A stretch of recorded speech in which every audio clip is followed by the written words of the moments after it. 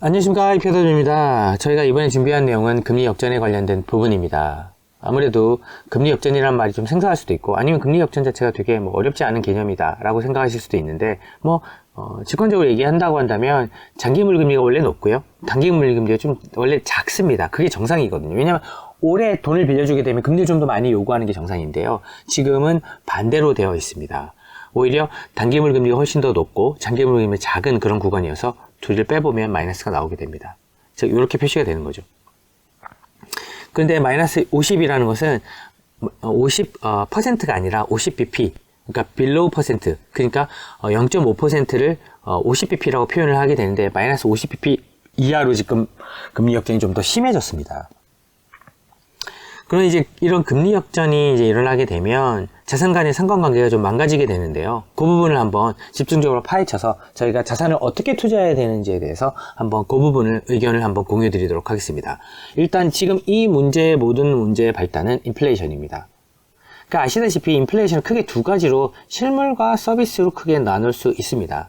사실 실물 같은 경우는 저희가 말 그대로 이제 손에 만져지는 부분이고요, 서비스는 말 그대로 무형의 자산이 되겠습니다. 이런 이제 실물 가격은 이번에 이제 우크라이나 러시아 전쟁이 일어나면서 공급망 이슈가 오게 되고, 그런 부분이 사실은 이렇게 쭉 하향 안정화되게 됩니다. 물론 이제 그 코로나 이슈 때문에 사실 공급망에 대한 공급망 체인에 대한 어떤 임팩트도 있었지만, 러시아 우크라이나 사태가 거기에 이제 기름을 부었었는데 그마저도 이제 어느 정도 안정이 된 것 같습니다. 그런데 문제는 최근에 인플레이션이 계속 오르는 것으로 보여지고 있다는 부분이 되겠습니다. 이렇게 실물 시장을 봤을 때는 분명히 인플레이션이 진정이 됐는데 이렇게 인플레이션이 올라도 되나?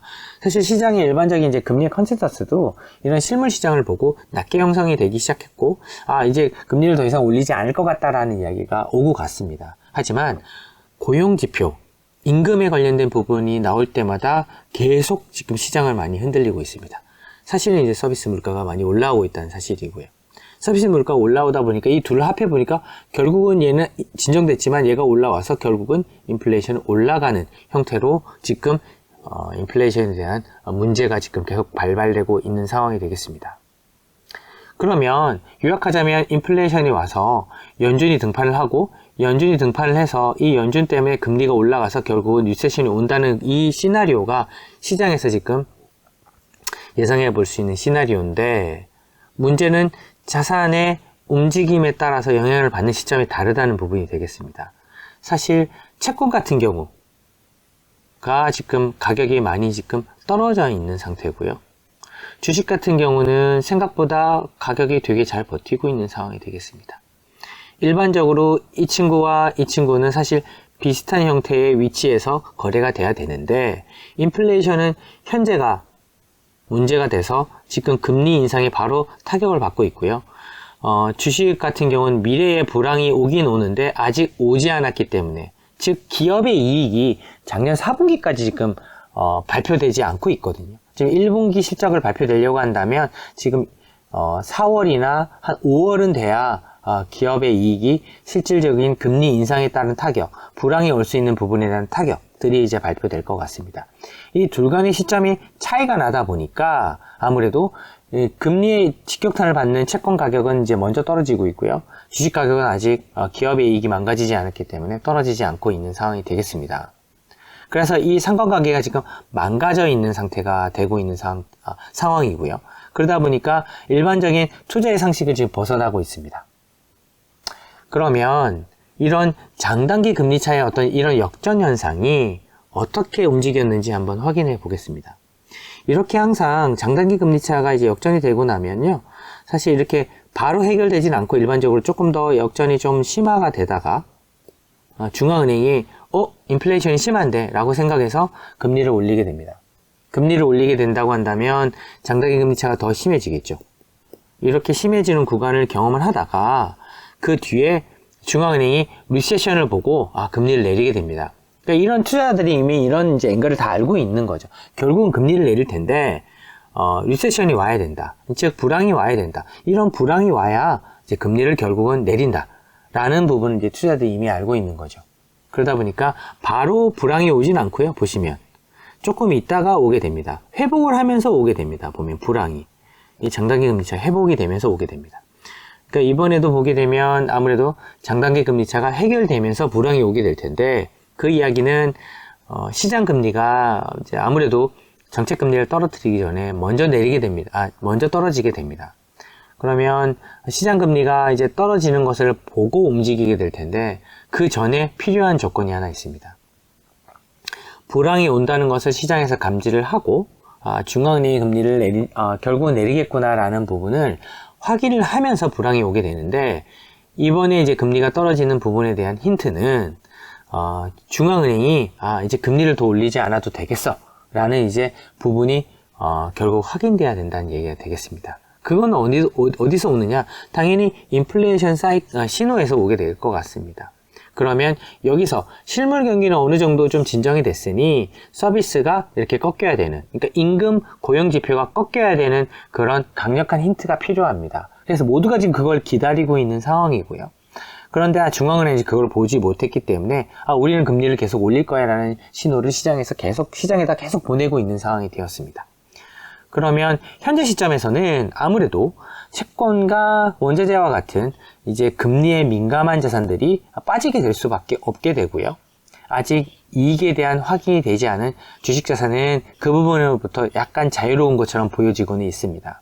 하지만 불황이 확인되는 순간 이익 불황이 오게 될 것 같고, 이익 불황이 오게 되면 주식 가격은 사실 이런 식으로 떨어지게 될 거고, 이익 불황이 오는 걸 보고 시장 금리는 이제 떨어지게 될 것 같습니다.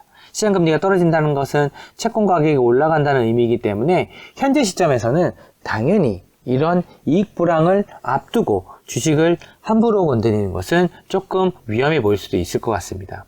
그러면 주식이 모두 다 나쁜 것이냐? 그런 건 아닌 것 같습니다. 이 이익 불황을 잘 견딜 수 있는 주식이라고 한다면 당연히 이런 어려운 구간에도 상당히 좋은 자산이 될 수 있을 것 같습니다. 그러면 그 요건은 무엇이냐? 사실 이런 금리 임팩트로부터 자유로워서 이런 이익 불황에도 잘 버틸 수 있는 자산이다.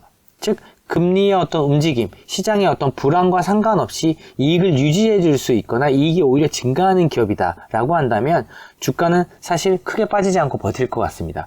그런 주식은 괜찮은데, 그런 자산은 괜찮지만 문제는 지금 그런 부분에 있어서 버틸 수 있는 기업을 제외한 사실 주가의 움직임이라기보다는 지금은 어쨌든 주식 자산 자체가 이익 불황을 보지 않은 상태에서 움직이고 있기 때문에 결론적으로 봤을 때는 거기로부터 자유로운 기업들을 찾아내는 게임이 시작되었습니다.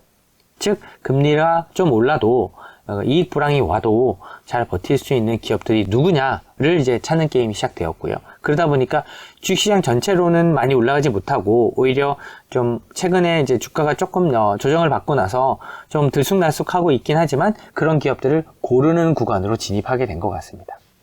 그러면 이제 곧 금리 인상 사이클이 끝나게 되었을 때는 금리 인상 사이클이 끝났다는 시그널을 보고 시장 금리를 이제 연준이 더 이상 금리를 올리지 않겠구나, 경기가 버티지 못할 테니까 결국은 리세션이 올 거고, 리세션이 올 때쯤 되면은 중앙은행이 금리를 내리겠지, 이제 그런 것들을 선반영해서 시장의 채권 금리는 떨어지게 됩니다.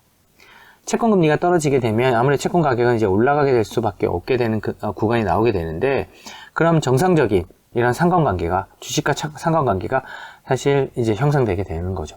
지금에 있는 구간은 사실 이런 거죠. 그러다 보니까 아무래도 이런 상관관계가 정상적인 채권에서 볼 수 있는, 주식에서 볼 수 있는 상관관계, 이런 시점이 서로 이제 어긋나다 보니까 이런 어긋나는 부분에 대해서는 상관관계가 정상적으로 이제 매칭이 될 수밖에 없게 되고, 이렇게 서로 이제 밸런스 있게 맞아질 수 있는 구간이 올 때까지는 이런 금리의 역전 관계가 사실 해소되지 않을 가능성도 있습니다. 하지만 이런 부분이 어느 정도 해소가 하게 된다 한다면 이익 불황을 본 주식시장과 그리고 인플레이션이 진정돼서 금리가 떨어지기 시작하는 채권시장, 이렇게 보게 될 것이기 때문에 현재 시점에서는 주식시장 내에서도 이런 불황을 잘 버틸 수 있는 기업을 선별하는 부분, 그리고 채권시장에서는 이제 이런 인플레이션의 어떤 타격이 아직은 있기 때문에, 그 타격감이 아직은 존재하기 때문에 이런 인플레이션 때문에 채권 가격이 싸졌을 때 조금씩 편입해서 이제 분할 매수하는 부분, 이런 부분이 필요한 것 같습니다. 하지만 지금 피해야 할 부분은 채권 시장에서도 있고 주식 시장에도 있습니다. 채권 시장에서는 꼭 피해야 될 부분은 이왕이면 이 채권이라는 것은 만기가 보통 좀 길지 않습니까? 긴 채권들이 많습니다. 그렇기 때문에 내년까지만 뭐 만기가 있는 이런 채권들을 편입하시는 것보다는 조금 만기가 긴 채권들을 좀 통해서 내가 내년이 지나서도 이런 높은 금리를 계속 받을 수 있는 자산들을 잘 구분해서 편입하시는 게 좀 좋을 것 같고요. 그리고 주식시장에서는 어쨌든 이익 불황이 결국은 올 것이기 때문에 금리가 워낙 높아서 올 것이기 때문에 그런 이익 불황으로부터 좀 불리한 기업들은 분명히 지금 현재 기준으로도 조금 어려운 시기가 꽤 오래될 것 같습니다. 그런 부분은 반드시 피하시는 게 맞는 것 같습니다. 그러면 전체 앵글로 놓고 봤을 때 이러한 언밸런스한 부분이 이렇게 밸런스 있게 맞아지는 구간까지는 아무래도 금리 역전 현상이 해소가 돼야 된다. 해소가 돼야 된다고 한다면 꼭 이런 이제 금리 역전이 해소가 되면서 오는 불안 기간을 거쳐야 되기 때문에 저희도 이런 부분은 좀 거쳐야 될 것 같다. 물론 뭐 이렇게 되고 나서 금리 역전이 해소되는 모습을 보면서 이제 아무래도 리세션이 오게 될 것 같습니다. 이 리세션 구간을 잘 버텨야 되기 때문에 아무래도 지금은 방금 말씀드린 채권 시장에서의 주식 시장에서의 자산의 어떤 선정에 있어서 그런 부분을 꼭 감안해서 선택하시면 좋을 것 같습니다. 저희는 이런 부분이 어느 정도 해소가 되거나 아니면 이렇게 이제 모양새가 좀 변하기 시장에서 그런 자산들을 선택할 수 있는 좋은 시점이 온다고 한다면 저희가 이 영상을 또 업데이트해서 공유 드리도록 하겠습니다. 감사합니다.